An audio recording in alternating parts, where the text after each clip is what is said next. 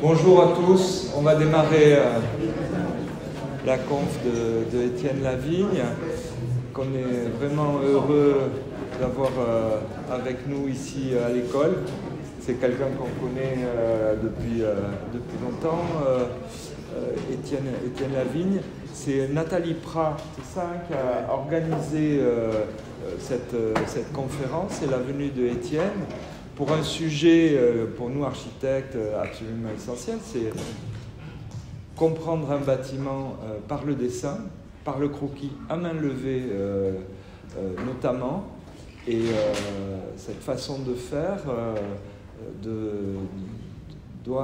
cette façon de compréhension des bâtiments est vraiment un des outils majeurs. Et c'est sûr que la photographie, tous les autres outils qui sont à notre disposition, avec certains doctorants, là on travaille sur la question du in situ, parce qu'avec le Covid, si vous voulez, les choses nous ont conduit à parfois rester à distance et à travailler avec tous les outils aujourd'hui du numérique pour ce genre de trucs, mais revenir aux sources, revenir à une forme peut-être d'essentiel, c'est le sujet là sur lequel Étienne a travaillé toute sa carrière.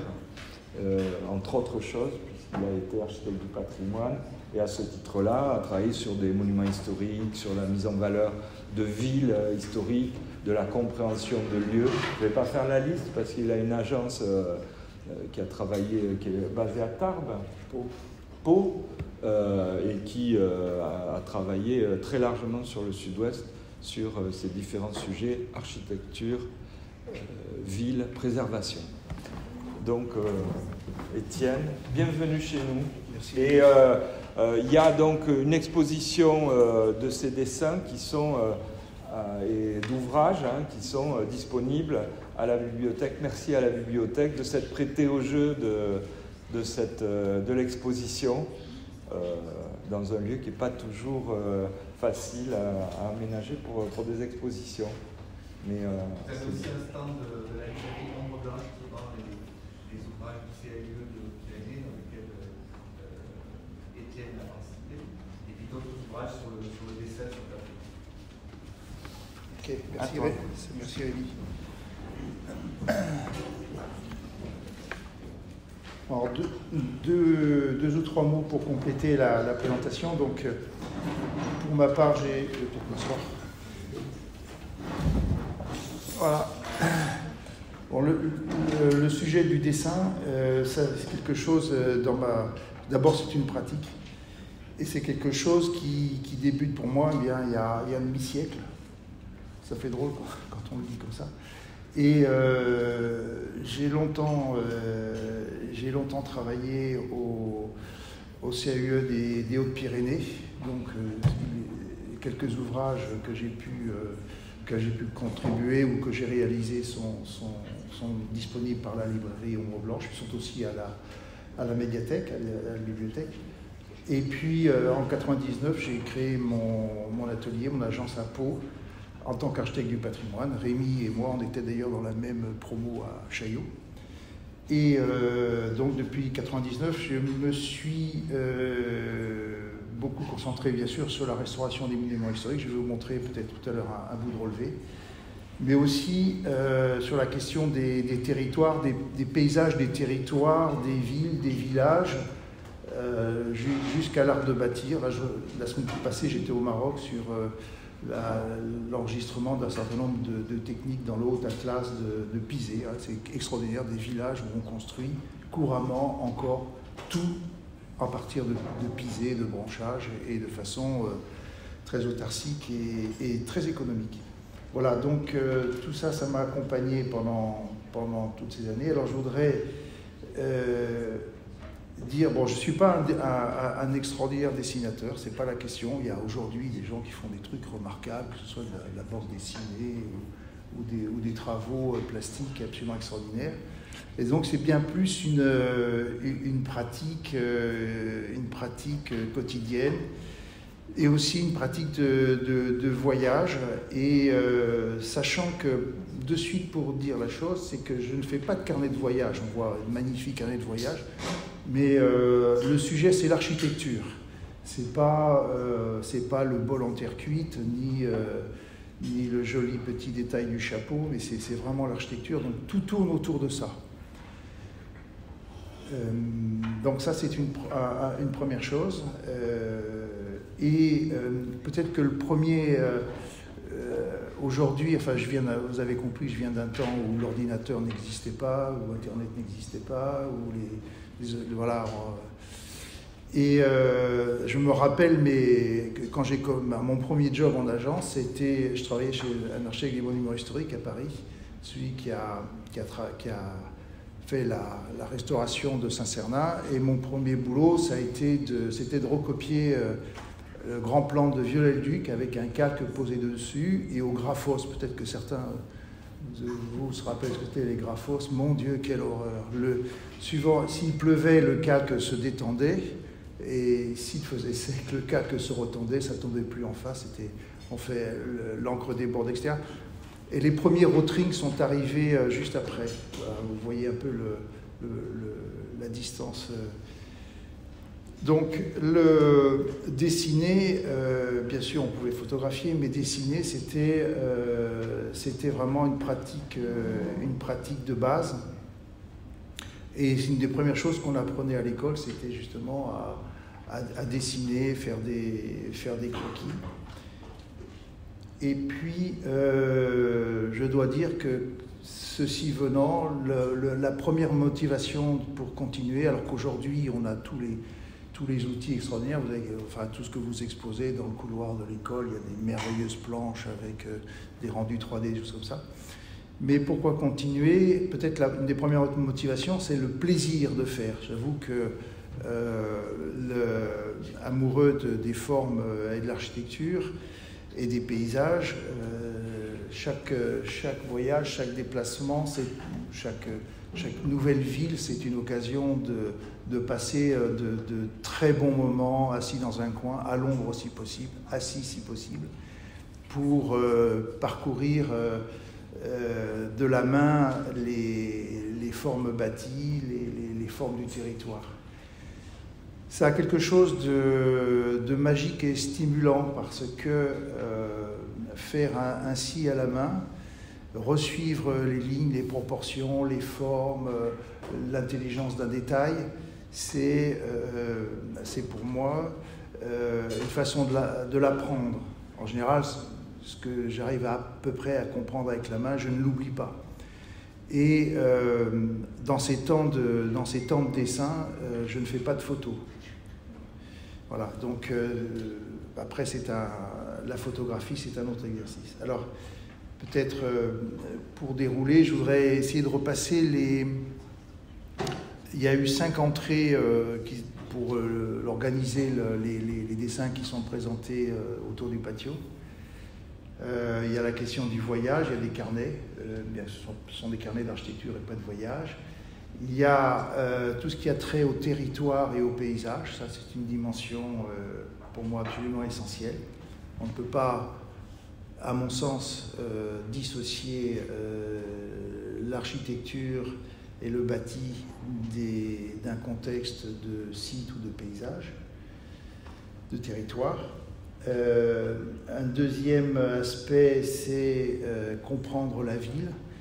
Et là, on rentre dans un domaine où, bien sûr, il y a la question de découvrir, de dessiner, représenter, mais aussi vraiment de comprendre ce qui fait structure.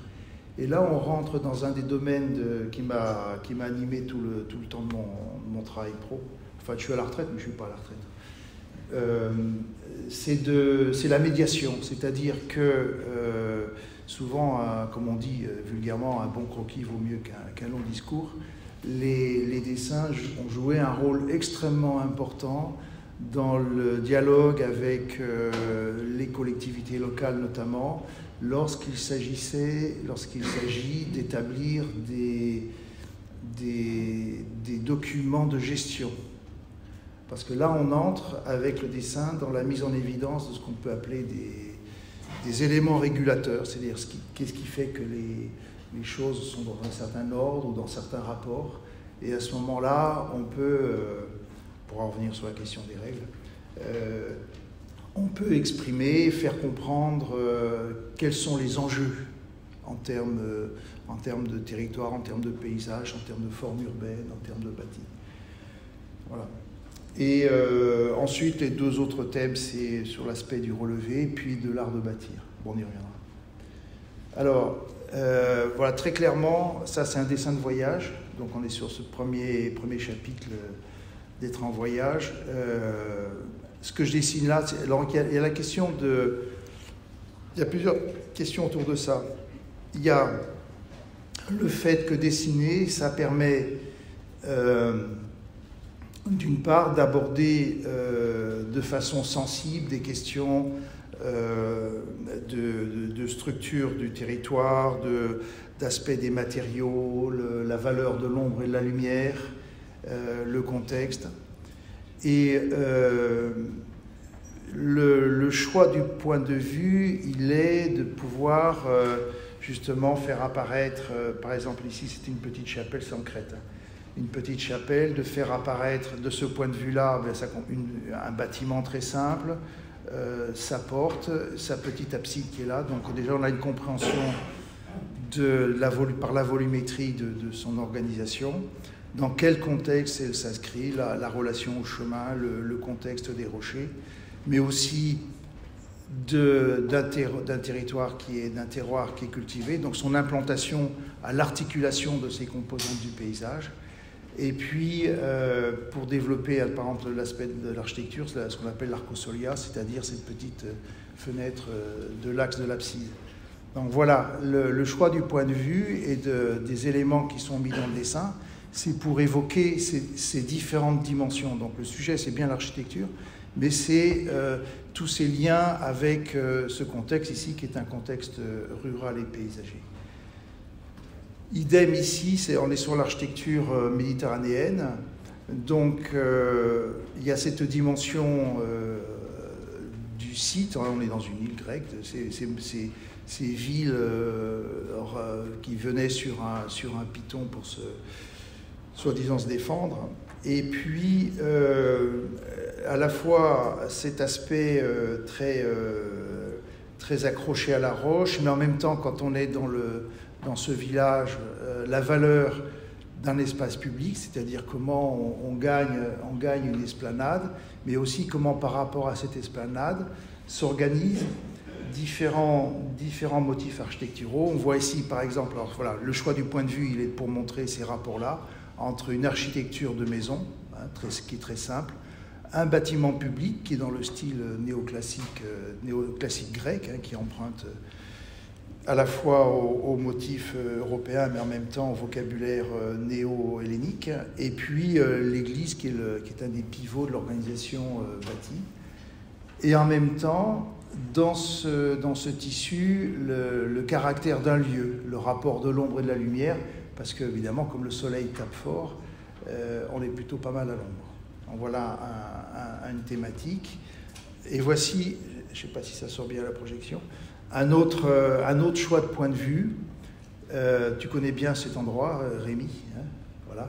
C'est le grand puits monumental de Amber, à côté de Jaipur, donc que l'on voit ici en croquis. Mais le choix du point de vue, il est fait pour faire apparaître d'une part le rapport entre les gradins, qui sont ces gattes qui s'élèvent dans les parois du grand puits, la partie monumentale centrale, la loge, etc. Et puis juste au-dessus, le temple, Shiromani, si je me rappelle bien. Et en même temps, tout ceci se trouve à la fois dans un contexte bâti et plus largement dans un contexte fortifié où on avait le fort d'Amber et on a les forts qui sont situés sur les hauteurs et tout le crénelage qui se balade dans le paysage. Donc ça, on est d'un côté de la perspective au plus large dans le site, mais en même temps, quand on regarde ça, c'est intéressant de voir comment ça se débrouille à peu près en plan. Ici, le système des emmarchements, ou bien un petit détail ornemental qui est là. Donc voilà comment dans ces voyages, je fais ça. Même chose, alors là, c'est au cours du même voyage, donc voyager certes, mais on pourrait dire qu'on est sur des voyages d'études. Là, c'était entre Gujarat et Rajasthan, un voyage sur le thème de l'eau, l'architecture, ici, les paysages, les monuments. Donc on voit ici, même exercice sur un des grands puits d'Ahmedabad, ou bien un petit croquis pris à la volée sur un réservoir de mousson, Jora il s'appelle. Et on voit, ça s'est fait en 3 minutes, le site, le temple, le réservoir, les ghats, et ça y est, on a saisi le motif. Voilà, encore deux autres, hein, le grand puits d'Abaneri, ou un grand puits aussi du côté de Junjungu. Alors, beaucoup de ces, on pourrait dire que pourquoi faire ça? Parce que finalement, des bouquins sur les baolis, il y en existe, il y en a qui sont très bien faits, avec de très beaux relevés, juste comme ça. Pourquoi s'échiner à tenter un bout de coupe en long, un bout de coupe en travers, ici un bout d'élévation, si ce n'est que, d'abord, on a la chance d'être sur place, mais il y a le plaisir de suivre ces géométries, mais c'est là que se place le travail de compréhension et qui fait que, ces trucs-là que j'ai dessinés à ce moment-là, je dois dire que maintenant, c'est quelque chose qui est gravé. Et là, il y a un processus qui est très particulier, à mon sens, mais on peut en discuter, de l'apprentissage. C'est-à-dire qu'on peut apprendre en lisant, on peut apprendre en écoutant, en s'informant. Et ça, on passe par des canaux qui sont des canaux plutôt, ils font appel à des sens, mais plutôt directement à l'intellect. La main, c'est un outil absolument extraordinaire avec lequel on bâtit, on peut prendre des pierres, les assembler pour faire un mur, etc. Mais c'est aussi, comme d'autres parties du corps, mais la main est privilégiée, une voie d'apprentissage. Essayez d'imaginer que vous êtes, ou vous déplacez dans le noir, ou que vous êtes malvoyant. Tout ce que vous pouvez éprouver en touchant pour vous guider, la qualité d'une surface, un angle, etc. Donc c'est un moyen de connaissance de ce qui nous entoure. Plus fort que ça, cet exercice avec le crayon, là, c'est ça, voilà, mon crayon il est là, c'est de suivre les formes, les rythmes, repérer où est l'ombre, sur comment elle se déploie sur une surface simple ou sur une surface complexe, etc. Ça permet d'apprendre, et on n'apprend pas de façon intellectuelle, mais de façon sensible, manuelle, pratique. Voilà. Et ça s'imprime. Donc là, c'était un petit plaidoyer pour faire. Alors, d'abord le plaisir, mais ensuite ce fait que voyager pour s'instruire, pas simplement profiter de la plage, mais voyager pour s'instruire, ça passe, pour ce qui me concerne, par ça. L'autre thème qui est abordé autour du patio, c'est ça. Ça a trait au territoire et au paysage. Alors, ici, ça c'est extrait d'une des publications, d'ailleurs je crois qu'elle est en vente à Ombre Blanche. Ça, par exemple, ça c'est un croquis qui est fait sur place. C'était lors d'un travail fait dans les Pyrénées-Atlantiques sur les structures pastorales et le bâti pastoral. Dans le contexte des mises aux normes des cabanes d'estive, c'est quelque chose qui a été imposé aux éleveurs fabricants des fromages en estive pour, soi-disant, rendre propre leur production, ce qui est tout à fait illusoire, parce que c'était très propre déjà. Voilà, enfin bon, c'est les noms. Donc ça a permis de reconnaître, ici, alors vous voyez des enclos de rassemblement de bêtes, un couloir de traite, etc. Et plus largement, ça a permis d'aborder. Alors là, on est sur un dessin non plus fait sur place, mais fait à l'atelier, où c'est un dessin recomposé qui permet d'avoir des premiers plans. Dans un premier plan, par exemple, on voit ici des granges foraines avec des superficies qui correspondent à la capacité de fourrage dans la grange. On est donc avec une implantation dans la pente qui permet une entrée en bas, une entrée en haut. Vous voyez de suite comment ça fonctionne.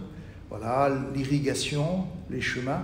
Et en fait, sur un paysage agreste, mais qui est complètement structuré, suivant des courbes de niveau, suivant des facilités de passage, le ruisseau, etc. Et ici, l'autre strate d'occupation, le village, l'implantation du village.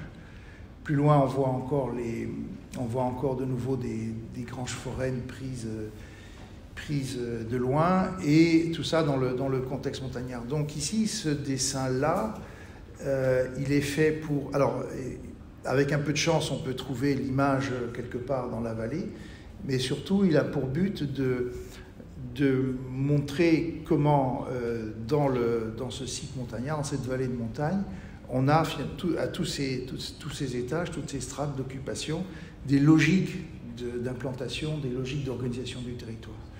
Alors ça, c'est très important, parce que là, on rentre dans un domaine qui est celui de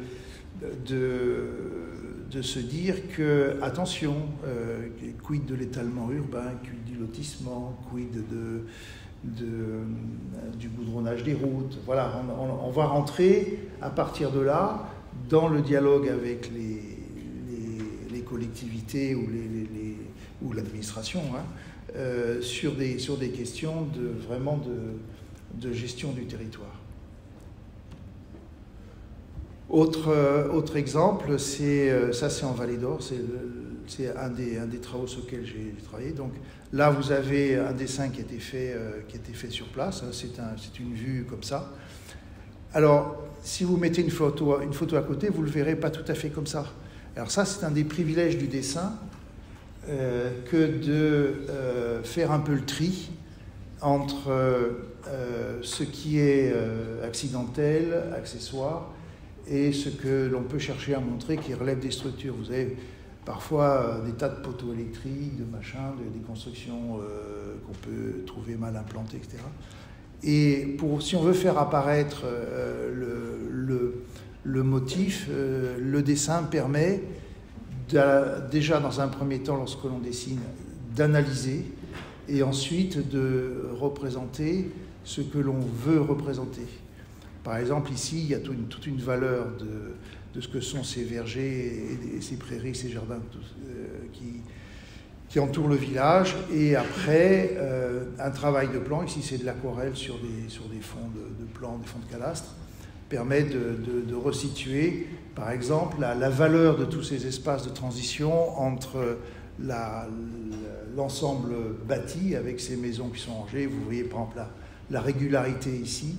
Et puis une sorte alors une première enveloppe qui est celle du bâti, et une seconde enveloppe qui est celle de ces parcelles cultivées. Par exemple, sur des questions d'aménagement du territoire, savoir ménager les enveloppes, les seuils, les transitions, les espaces, les épaisseurs nécessaires à ces transitions en lien avec des usages, c'est une question qu'on peut mettre en évidence de cette façon. Autre aspect, à travers une grange, alors voilà, évidemment, un bâti très simple, mais par exemple, ici, une relation à l'arbre qui est assez particulière, les frênes et les hêtres, où on a une sorte de symbiose entre le bâti et la nature. C'est quelque chose de très traditionnel. Aujourd'hui, il faut planter les vignes, il faut faire des îlots de fraîcheur, et on retrouve ces questions du dialogue de l'arbre et de la maison, qui est un très très vieux motif de l'architecture. Voilà, autre aspect, ça c'est la semaine dernière justement au Maroc, vous voyez la mosquée, les maisons en pisé, en premier plan les rigoles d'irrigation, l'orge en train de pousser, parce qu'on est sur des communautés relativement autarciques, le contexte de montagne, et le vallon ici qui draine le massif montagneux, qui fait que cet espace-là, en fait, dans une montagne aride, est comme une oasis. Là, on est dans un autre type de dessin, c'est la vue cavalière, c'est différent de l'axonométrie, différent du plan, différent de la perspective à point de fuite. C'est à l'occasion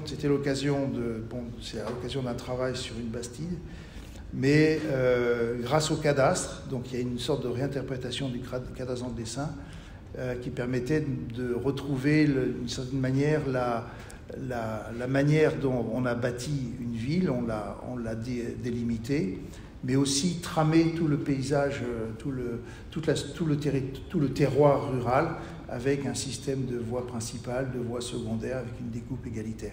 Et quand dans les archives on fait par exemple un relevé de propriété, on trouve que les gens étaient propriétaires d'une maison dans la ville, d'un jardin dans le quartier de jardin et d'une propriété dans ce type d'espace.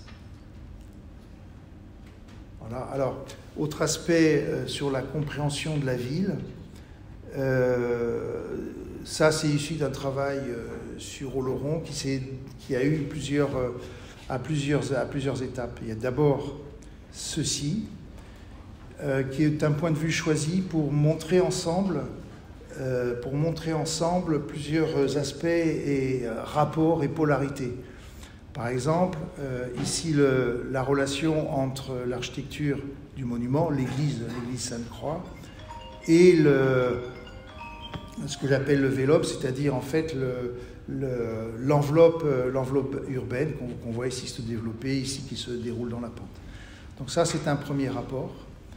Un autre, par exemple, c'est la notion du devant et du derrière, c'est-à-dire comment sur la rue, sur l'espace public, on a quelque chose qui relève de l'alignement, et sur l'arrière, par contre, on a une architecture beaucoup plus libre, qui se prolonge par des galeries, des appentis, des jardins, tout ça dans un parcellaire très laniéré. Donc le dessin, il est choisi pour montrer à la fois tout ça.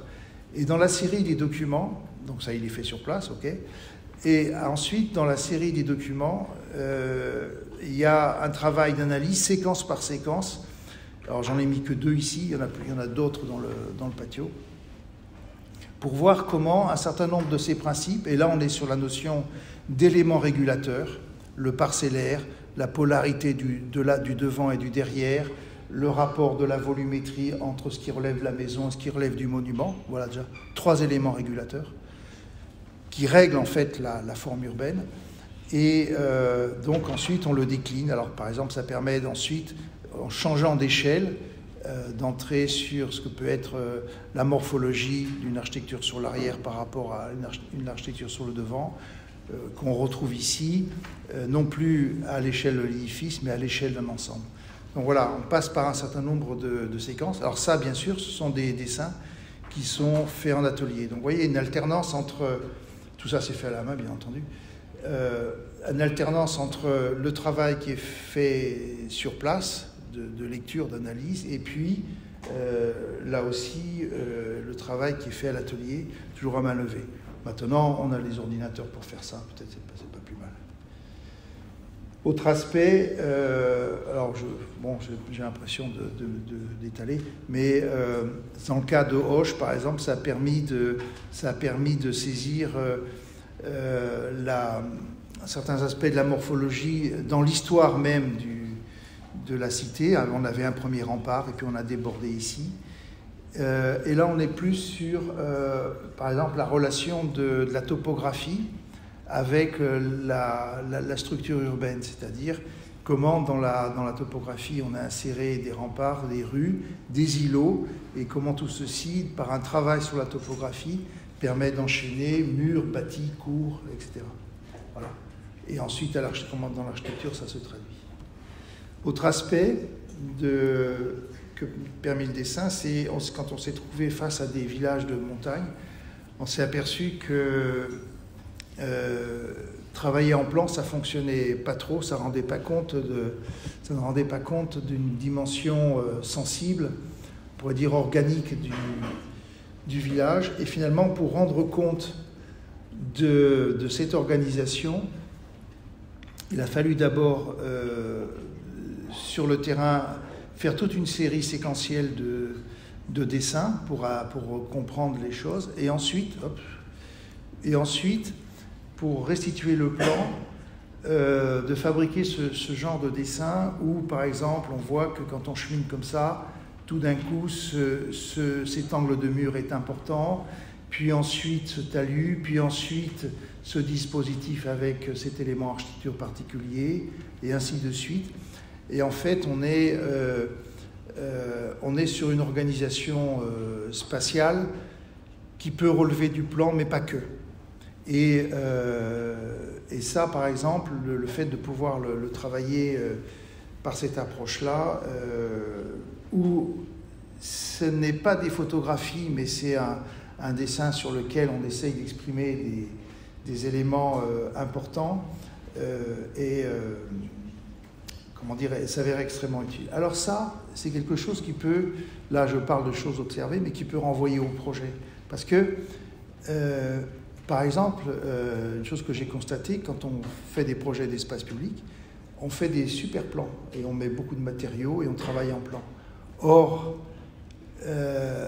cette expérience-là, elle montre que ce qui est vraiment le fondamental, c'est l'organisation de l'espace, et c'est la perception qu'on a de l'espace.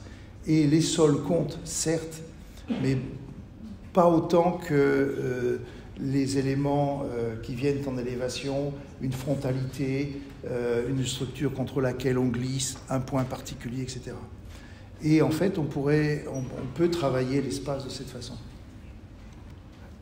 Le thème d'après, ça a été la notion de relevé. Donc voilà, c'est des choses qui sont faites dans l'expo. Ça fait partie du travail sur les granges. Donc vous voyez ici le petit bout de coupe qui permet de montrer comment on fonctionne, le cabanet du berger, le foin l'étable, et comprendre l'organisation d'une façade sur relevé, donc avec les différentes fonctions d'une façade. Tirer la fumée, entrer avec 2 battants, pouvoir barrer aux animaux et ouvrir la fenêtre, la petite fenêtre qui va bien pour ventiler, en haut le petit bardage qui va bien également pour ventiler, mais on y met une croix parce que tout ça c'est béni, et on a encore une ventilation haute dans le petit triangle. Donc voilà en fait quelque chose qui est charmant, mais qui est extrêmement fonctionnel. Donc voilà un dessin, et en voilà un autre qui est comment, bon bien sûr on peut faire ce type de dessin, et ce qu'ici j'appelle le croquis coté. Alors ça c'est une chose qu'on peut très facilement faire quand on balade. On fait des croquis un peu soignés et on prend quelques dimensions. Il suffit d'avoir un mètre dans sa poche qui permet de suite d'engranger quelques dimensions. Voilà, alors ici on est sur un aspect de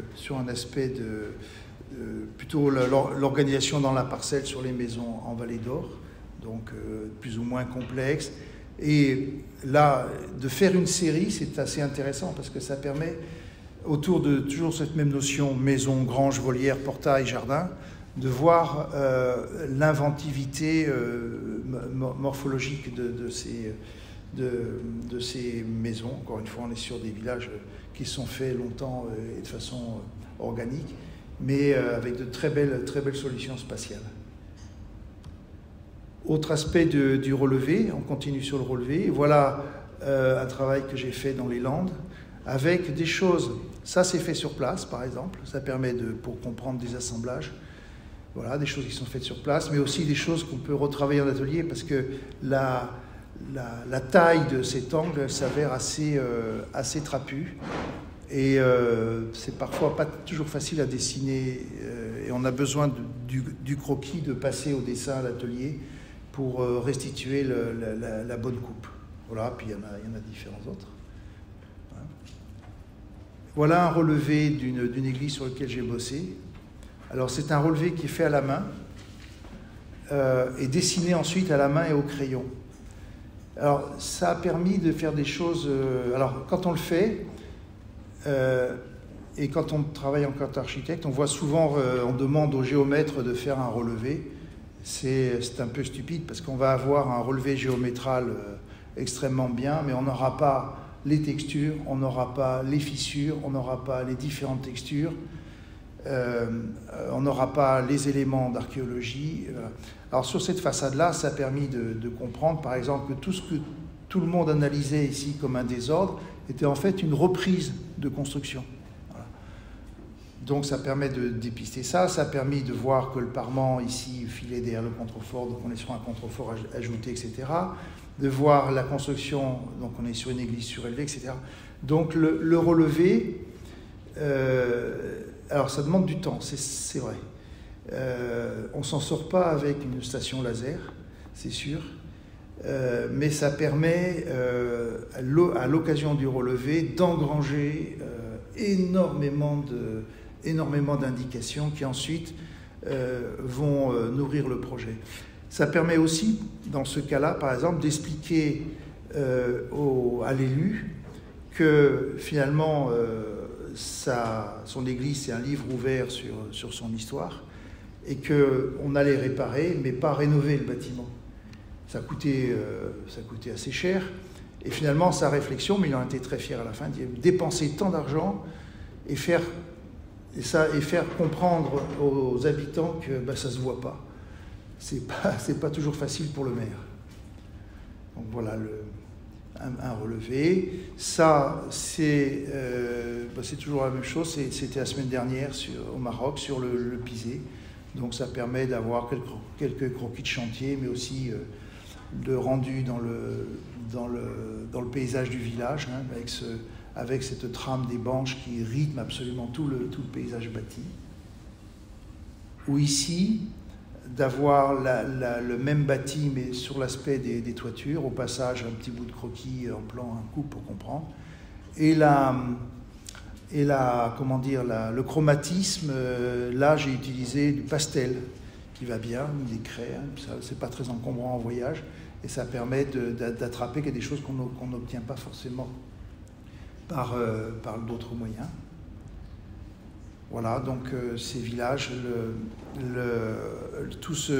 ici, donc le dessin, le sujet du dessin, c'est à la fois l'organisation d'une maison qui, vous voyez, se compose en L, avec un petit bâtiment en retour ici, l'accès à la cour voisine, l'accès ici sous le bâtiment, la partie pleine, la partie ouverte, hein, on est sur une sorte de galerie qui permet de faire sécher différentes choses, et comment cette maison-là, elle s'inscrit dans un paysage bâti, une sorte de petit paysage urbain, lui aussi toujours rythmé par ça, puis d'attraper un petit bout de détail de passe de toit au passage.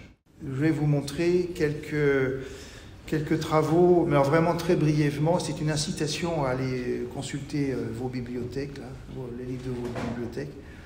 Sur la question des relevés habités, ça, je sais pas, vous connaissez peut-être, ce sont les relevés qui ont été faits pendant la guerre, où le responsable du musée des arts et traditions populaires, pour permettre aux architectes, aux jeunes architectes d'échapper au STO, service de travail obligatoire, les a envoyés dans les campagnes françaises relever l'architecture française. Ça a été publié, un peu desséché, chez Berger-Levrault.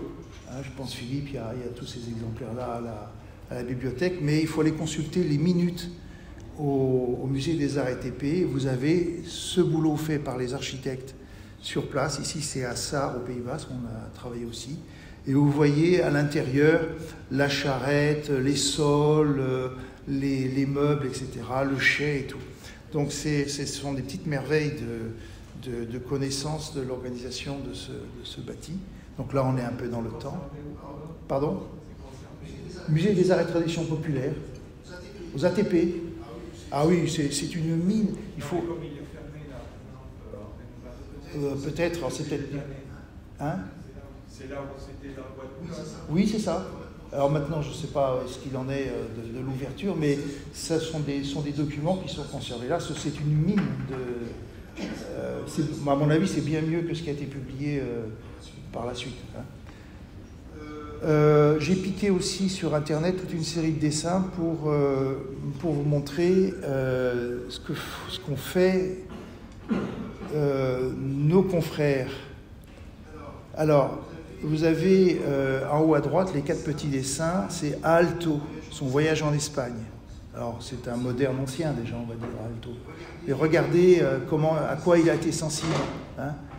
le site d'un village dans le paysage, la texture d'une maison, un édifice particulier.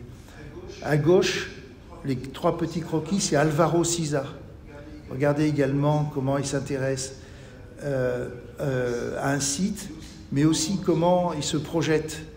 Il y a par exemple, moi je suis un fan de l'architecture d'Alvaro Siza, et c'est cette sensibilité extraordinaire. Il y a un bâtiment que j'adore qui est la galerie d'art moderne de Santiago, de Saint-Jacques de Compostelle, qui est une merveille de dialogue entre une architecture contemporaine et un contexte urbain très, très, très fort. Voilà.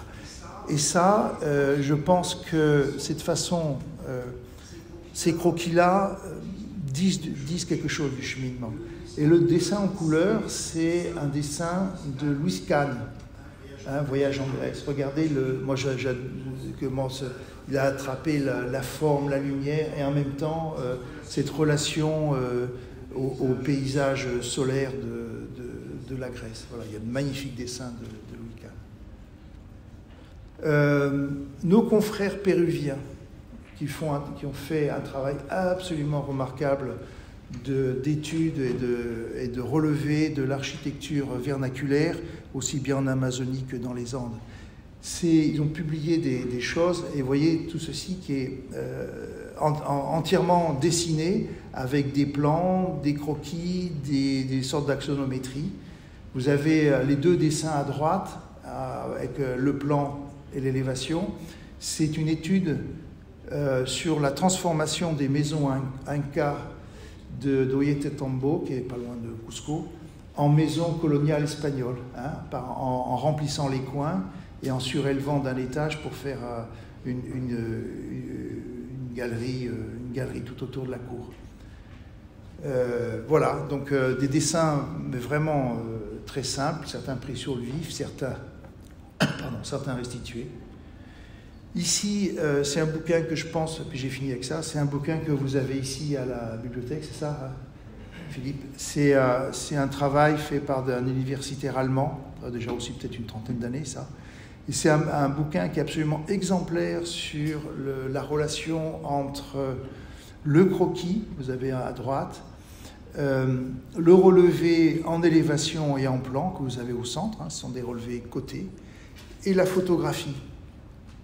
Et chacun de ces éléments donne une approche et se mutualise dans une approche pour finalement rendre compte, partager. Je crois que peut-être un des maîtres mots du dessin, c'est de pouvoir apprendre et partager la connaissance. Voilà, je vous remercie.